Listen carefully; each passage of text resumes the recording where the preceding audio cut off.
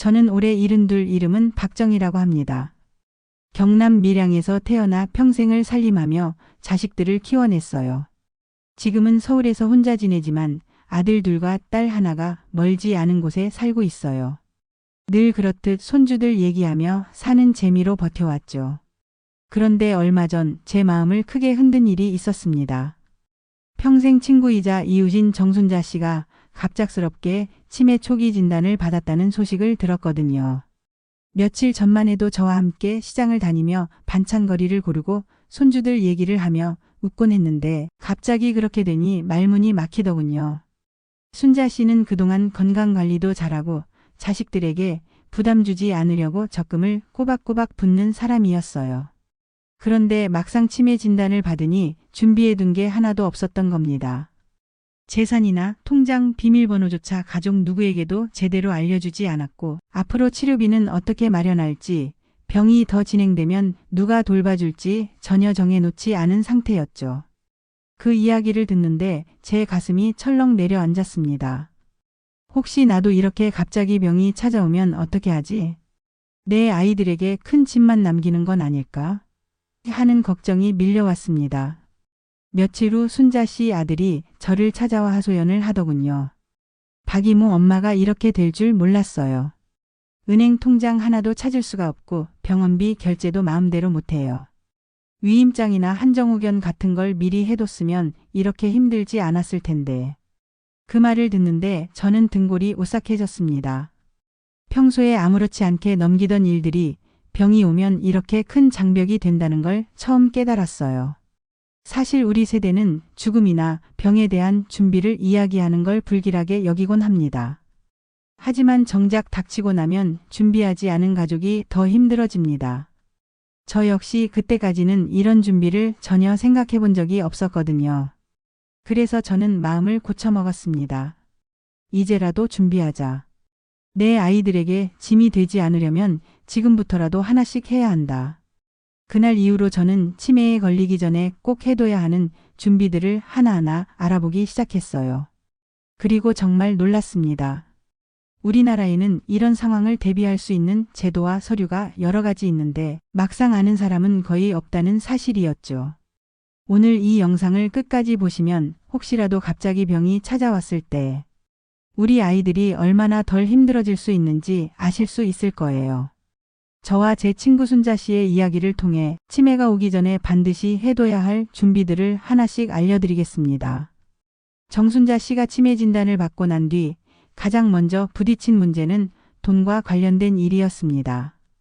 병원비 결제를 하려고 했는데 본인 명의 계좌에서 돈을 인출할 수가 없었던 거죠. 그동안 비밀번호나 공인인증서 같은 걸 가족에게 전혀 알려주지 않았기 때문이었어요. 요즘은 은행 일도 거의 다 스마트폰으로 해야 하는데 순자 씨는 휴대폰도 잘 다루지 못했거든요. 아들이 은행에 찾아가 사정을 설명했지만 은행 직원은 본인 확인이 안 되면 돈을 찾을 수 없다고 말했습니다. 결국 순자 씨는 병원비를 내기 위해 아들이 자기 돈을 먼저 쓰는 상황이 벌어졌습니다. 그런데 이것도 잠깐뿐이었죠. 입원 기간이 길어지고 간병인까지 써야 하니 한 달에 드는 돈이 수백만 원으로 불어났습니다. 그때 순자 씨 아들이 한숨을 쉬며 말했어요. 엄마가 위임장이나 한정후견 신청만 해놨어도 이렇게 발만 동동 구르진 않았을 텐데요. 저는 그 얘기를 듣고 충격을 받았습니다.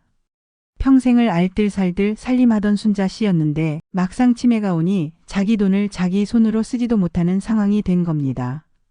그리고 그 부담은 결국 아이들이 떠안게 됐죠. 저는 그때 깨달았습니다. 치매가 오기 전에 반드시 해야 할 첫 번째 준비는 재산과 통장, 관리를 대신할 수 있는 제도를 미리 만들어 놓는 것이라는 걸요. 우리나라에는 한정후견이나 성년후견이라는 제도가 있습니다. 쉽게 말해 내가 스스로 판단할 수 없게 됐을 때 내 재산과 권리를 대신 행사할 수 있도록 법적으로 지정하는 제도예요. 이런 준비를 미리 해두면 갑작스럽게 병이 와도 가족이 돈을 마음대로 쓰지 못해 발을 동동 구르는 일은 막을 수 있습니다. 저 역시 바로 다음날 아들, 딸을 불러 모았습니다. 그리고 제 생각을 솔직하게 얘기했어요. 엄마가 혹시라도 치매 걸리면 너희한테 짐이 되지 않으려고 해. 그래서 엄마 재산은 이렇게 관리하자고 미리 정해두자. 처음에는 아이들이 깜짝 놀라더군요.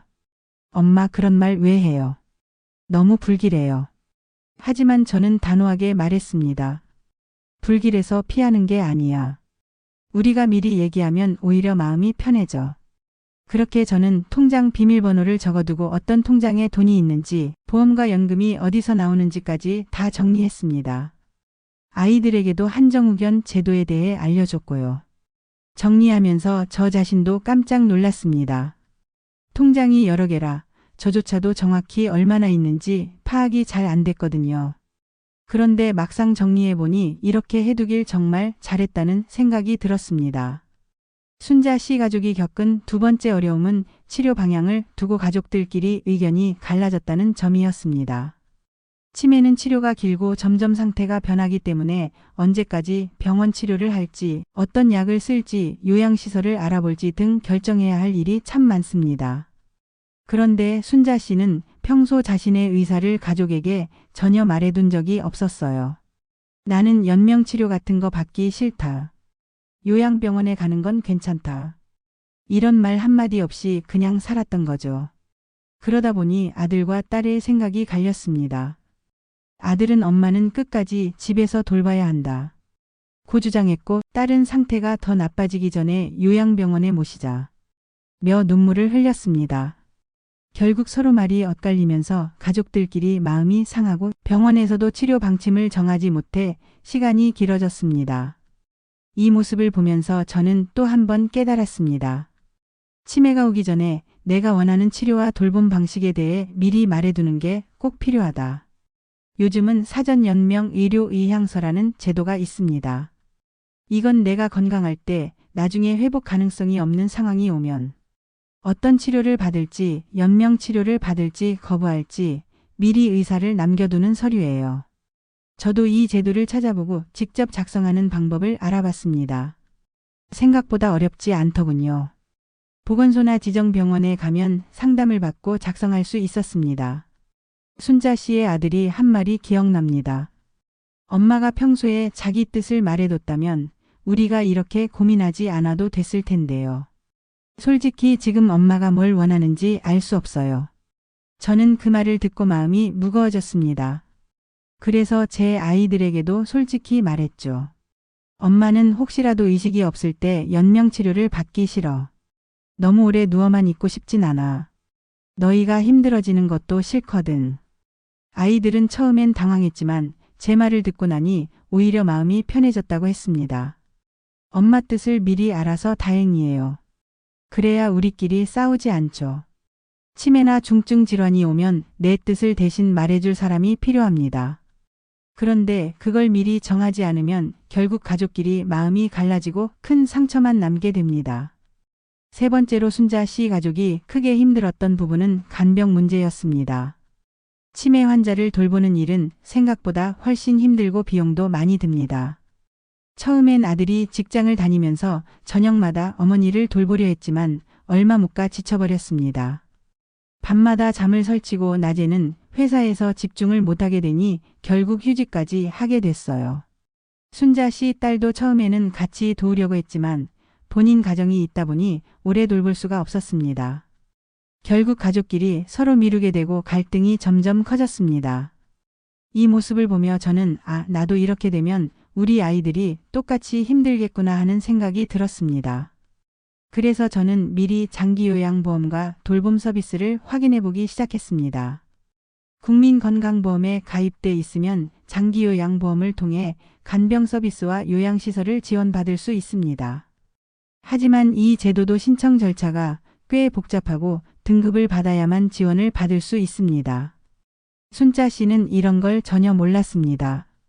그래서 병이 심해진 뒤에야 서둘러 신청했는데 심사와 등급 판정까지 시간이 오래 걸려 한동안 아무 지원도 받지 못했죠.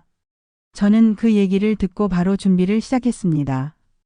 혹시라도 제가 치매 진단을 받게 되면 아이들이 혼자 모든 걸 떠안지 않도록 간병과 돌봄 비용을 마련해두고 제도 신청 방법도 아이들에게 알려줬습니다.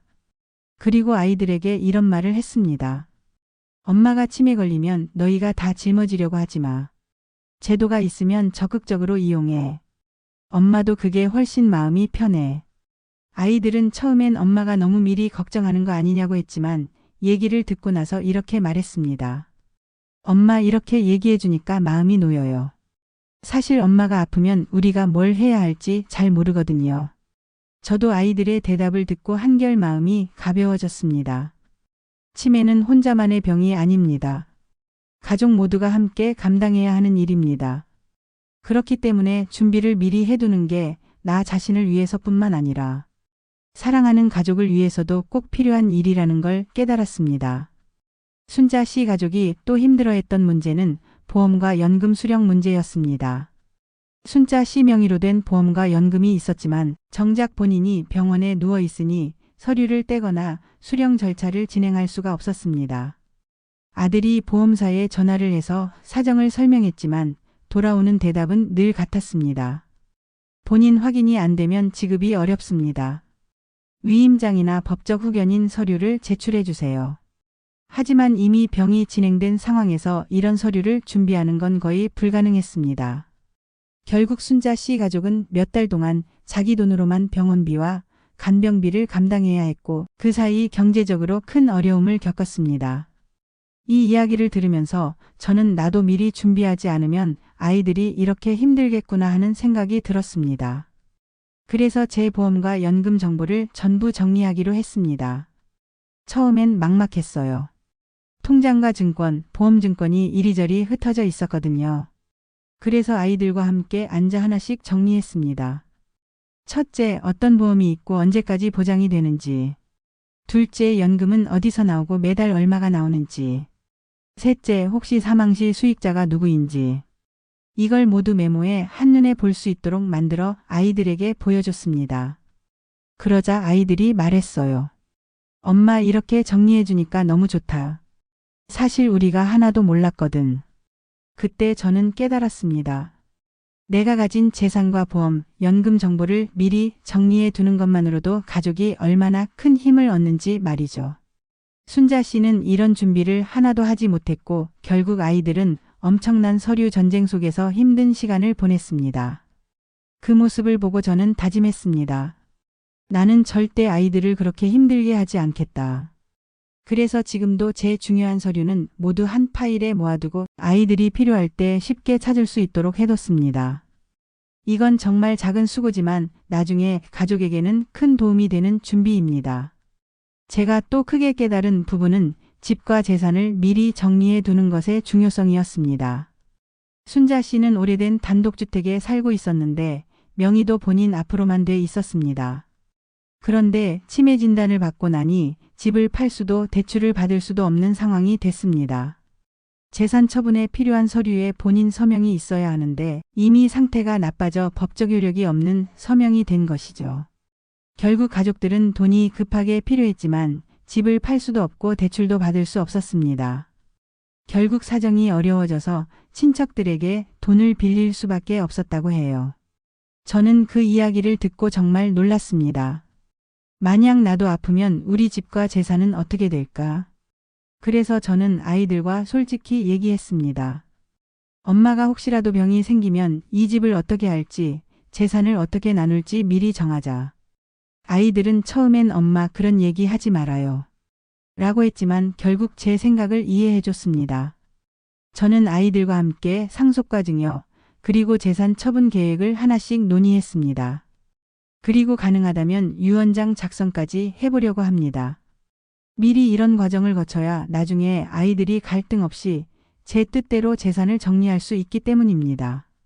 특히 저는 변호사 상담을 통해 자필 유언장과 공정증서 유언의 차이, 상속세와 증여세 문제를 알아봤습니다.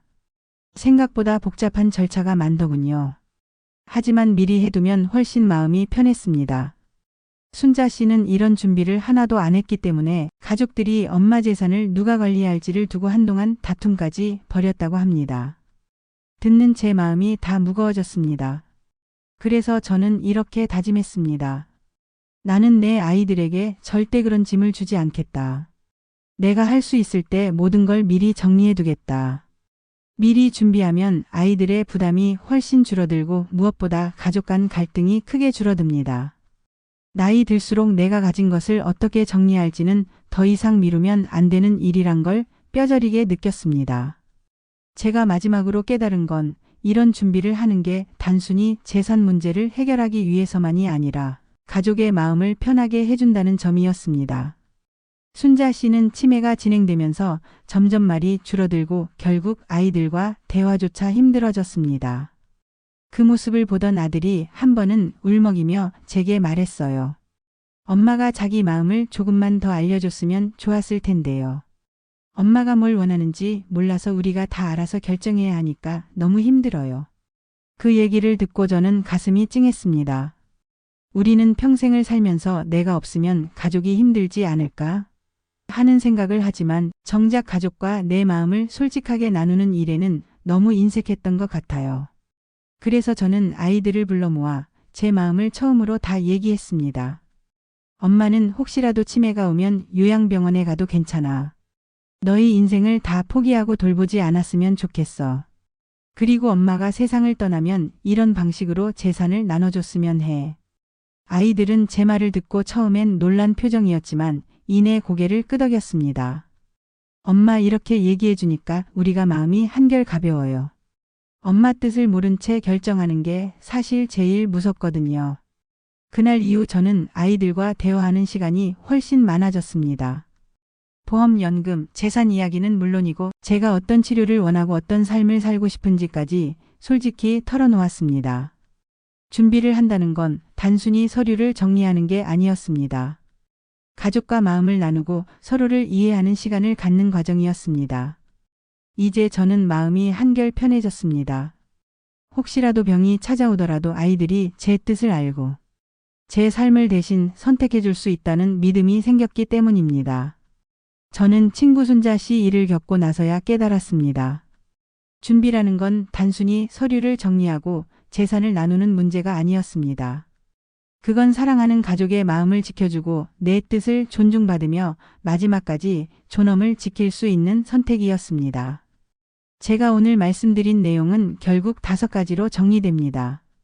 첫째, 재산과 통장 관리를 대신할 수 있는 법적 준비를 해두는 것. 둘째, 내가 원하는 치료와 돌봄 방식에 대해 미리 의사를 남기는 것. 셋째, 장기요양보험과 돌봄 제도를 미리 알아보고 신청 방법을 준비해두는 것. 넷째, 보험과 연금 정보를 정리해 가족에게 공유하는 것. 다섯째, 집과 재산을 미리 정리하고 가족과 충분히 대화하는 것. 이 5가지는 결국 내가 떠난 후 사랑하는 사람들에게 남겨줄 마지막 선물입니다. 우리가 준비를 미루면 아이들은 힘들어지고 때로는 서로 갈등하게 됩니다. 하지만 미리 해두면 가족은 한결 편안한 마음으로 나를 보낼 수 있습니다. 저는 이제 두렵지 않습니다. 내 뜻을 가족에게 전했고 필요한 준비를 하나씩 해가고 있으니까요. 그리고 무엇보다 아이들과 더 깊이 마음을 나누게 되었기 때문입니다. 혹시 이 영상을 보시는 여러분께서도 오늘 하루 용기 내어 가족과 이야기를 나눠보시길 바랍니다. 엄마가 아빠가 이렇게 살고 싶고 이렇게 마무리하고 싶다. 그 한마디가 여러분 가족의 마음을 얼마나 편하게 해줄지 모릅니다. 오늘 제 이야기가 조금이라도 도움이 되셨다면 구독과 좋아요 한번 눌러주세요. 그 작은 클릭이 더 많은 어르신들께 꼭 필요한 정보를 전하는 힘이 됩니다. 그리고 댓글로 여러분의 마음을 나눠주세요. 혹시 부모님이나 배우자와 이런 대화를 해보신 적이 있는지 또 앞으로 어떤 준비를 하고 싶은지도 들려주시면 좋겠습니다. 우리 모두가 준비된 삶을 살고 마지막까지 가족과 함께 웃을 수 있기를 진심으로 바랍니다. 정말 감사합니다.